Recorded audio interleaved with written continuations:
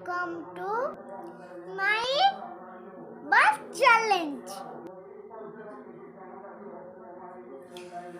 ଆପଣମାନେ କେମିତି ଅଛନ୍ତି? ମୁଁ ବହୁତ ଭଲ ଅଛି।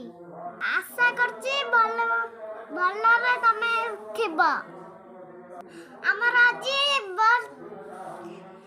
ଲକ୍ଷ୍ମୀ ପୂଜା ହେଇଛି, ଚାଲନ୍ତୁ ଆମେ ଦେଖିବା। ଚାଲନ୍ତୁ। ମୋ ମାମା ଆଜି ଲକ୍ଷ୍ମୀ ପୂଜା ପଢୁଛନ୍ତି। ଠାକୁର ସାଇଡରେ ବସିଛନ୍ତି, ଦେଖିବ ଚାଲନ୍ତୁ।